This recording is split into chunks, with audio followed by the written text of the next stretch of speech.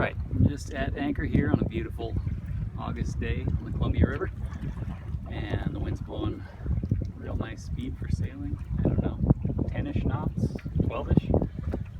But I'm going to give you a little boat tour here of my Sagecat, Sage 15, made by Sage Marine out of Golden, Colorado. So, and some of the little small boat things that I've done to it over the last 3 summers that I've been cruising it in the San Juan Islands and on the Columbia River.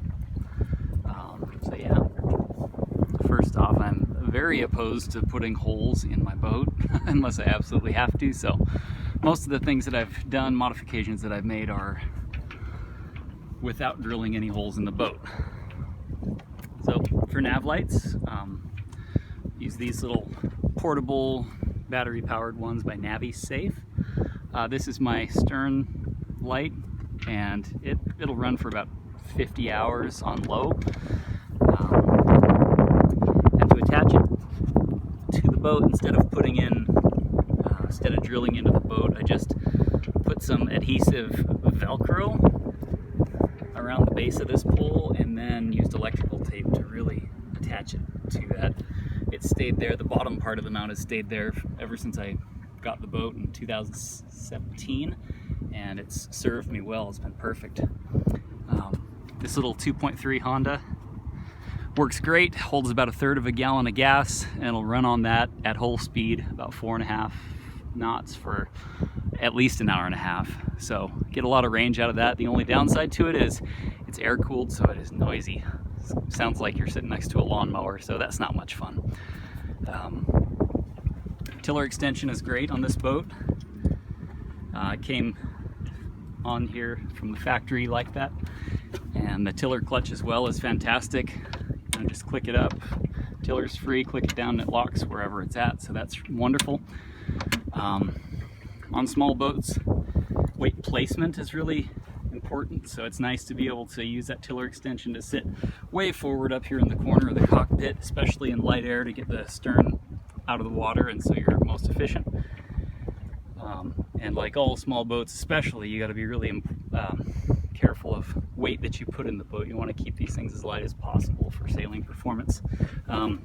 Port side under here is just kind of where I keep all the odds and ends: sail covers, oil, extra road, the winch handle for raising and lowering the keel right here, toolkit. This side goes into that's storage in the main area of the boat, just under the cockpit sole. You can kind of see it there. So opposite side, starboard, is kind of the wet side of the boat. This is where I keep the anchor, fenders, anything that gets wet down here. So this is my box for anchor road. Got my fenders in the back there, you can see. This thing is, I use it when I'm pulling the anchor up, because I realized that the anchor chain was kind of like, I was worried about it scuffing the gel coat as the anchor chain was coming over the rail, because this is generally where I pull the anchor up from. So this is that stuff that you buy at Walmart that you can put in the bottom of drawers so that stuff doesn't slide around. But I just have a length of it with enough to kind of hang out down there and not blow out. And I just hang this over the edge when I raise or lower the anchor, so that the chain just hits this foamy stuff when it goes over the rail and pull, and I never have to worry about it. And it kind of pads the anchor once it's down in here, so it's not banging against anything as well. I got a little brush to clean any mud off the anchor chain as it comes in. Pool noodle split in half right on this top of this little bulkhead wall, just to protect that as well. You can see the sail controls here. This topping lift, first reef tack, main halyard. This line and winch system lifts the keel, which we'll see in a second. This is the second reef tack. This is the Cunningham, and the bang right here. You can see I just this summer installed the solar panel. I think it's a 25 watt, if I remember right. Just used Velcro to attach it here, here, and here. And this line comes, the power supply line comes around, and you can pull the hatch closed even with the boards in, and it just goes right in the little hole there. So again, I don't like drilling holes in my boat. Just has one big main, Sagecat for a reason, big fat headed main. I think it's like 120 square feet or so, on a rotating mast. And this thing performs really well for a little 15-foot cat boat. So let's go down inside and take a look.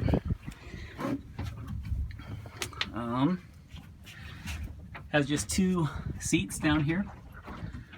Big enough for full-size adult. I'm 5'11", and it does a pretty good job here of, you know, I can sit in here with basically headroom. I made these little cockpit or cabin cushions out of thick yoga mat. They're really firm and yet cushy, so pretty nice, and I also use them in the cockpit. They don't absorb any water. This is that solar power, the solar panel line that comes down, and I just used adhesive Velcro to attach it at a few points as it comes around, and then I had to drill a hole in the boat here, right there, which supplies that line down below the V-berth where the battery sits. And you can see the solar controller there doing its job. This is the battery. I did have to epoxy that battery tray down here. I built it, coated it in epoxy, and then made some thickened epoxy and stuck it down to the bottom of the hole there. According to Jerry Montgomery, the designer, you want to put heavy stuff, if you can, in this boat forward here, underneath the V-berth, which is a little bit forward of where the big lead bulb keel is. You can see this is the keel. It's swept aft somewhat, so really the lead bulb, the heavy part of it, is under my feet here, kind of basically right where these seats would be, but in the center of the boat. This battery, I did buy way too long of an extension cord to connect the solar panel to it, so I'm gonna have to buy a shorter one, but anyway. All the battery does at this moment is power this right here. So I have a little, you know, breaker switch. Has 2 USBs and a 12 volt. So there's the 2 USBs right there.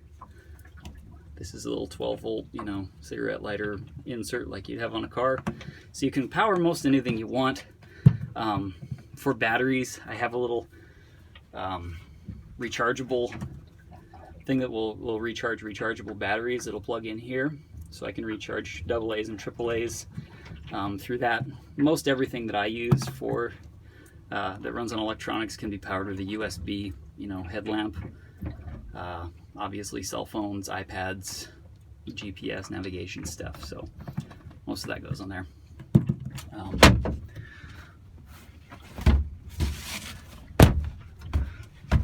The thing I just installed, you can see the V-berth is actually really wide. Slept 3 adults across here before, 3, well, myself and my wife and one of her friends. So the bottom gets pretty narrow, obviously, but the top, it's I don't know, 7.5 feet long roughly from that little cap down at the end all the way to the front of the aft part of the berth here. But what I just installed on here was, I was really sick of my last few summers cruising in the San Juans. I got really sick of what to do with water storage, water jugs. Where you want to keep heavy stuff, like I said, is forward under the V-berth, but then every time somebody wants to get water, there's stuff on the bed, people using that area, and so you have to move everything and take this apart and grab a big gallon jug of water and pull it out and fill up your personal water bottle and put it back. It just got really annoying. I was gonna put a big water jug under here, but again, I would rather not, because that puts it further aft where you really don't want weight. So here I just have, this is the head. But anyway, so the water storage, I ended up getting this. It's a 4-gallon water storage container. And I bought this silicone tubing that I have just down into the bottom of that 4-gallon thing. And I ran it across here and up through here, and I had to drill another hole right here on this side of the seat. And what it does for me is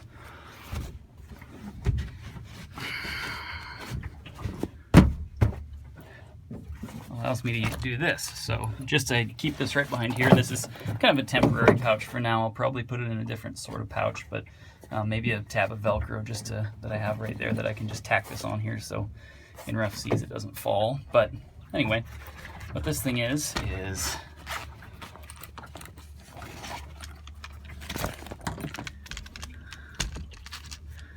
this is really a radio control airplane or car fuel pump, a hand crank fuel pump. So, you know, this line goes to that tank underneath the V-berth, and this line comes out of it. So this is where you would pump water from and fill up your Nalgene or your, you know, personal water bottle, or your pot for cooking something in. So again, to use it, just grab a, you know, whatever water bottle you're gonna be filling, something like that. And I'm gonna try to lean this thing up and film it on the other side here, so we'll see how this goes. There we go. I'm gonna try to flip it. We'll see if we can capture this or not. So just take your water bottle, put that in there, crank clockwise, and you got to crank quite a bit just to pull the water out of the tank. Really got to let it go, and then you can hear it and feel it once it starts filling. Right there, it gets a little harder to crank, but surprisingly, it fills pretty fast. So I'll crank and fill this thing maybe halfway up or something. Let's see where we're at.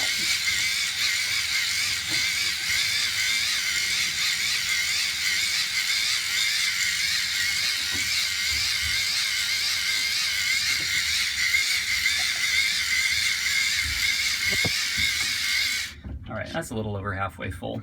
Once you stop, gravity-wise, it'll start pulling the liquid back down to the tank. So that's a good thing, actually, so it doesn't leak all over. I don't know if you can see it, but it filled this roughly halfway full with that much cranking. It's not hard to crank. It just takes a little bit of time. But again, I like that much better so far as a solution to storing water, keeping that 4-gallon tank down there. I just chose the 4-gallon one because it seemed like it would fit fairly well. It's a good amount of water, would last a number of days, and yet yeah, be easy to carry around still and transport, and when it's full to set down inside there. That size also fits perfectly through those enclosures under the V-berth. So yeah, this is the tackle for lifting the keel right here. You can see the keel, these clips, one of them clips here and attaches to this purchase here. Attaches right to the end, and it would go forward around this block into here and down. The other side would attach right to here and just lifts that. The keel, the lead bulb is 225 pounds. The keel itself does fill with water when it's lowered, so it's kind of some water ballast, but as you raise it, it drains out 2 small holes in the bottom of the keel. So it's not too hard to lift. It's with the winch up top, it's pretty easy to lift for pretty much anybody. So anyway, little filler piece goes in there. Really comfortable berth. Like I said, these ports open, they all have screens. It really helps a lot on hot days, like today's a hot day.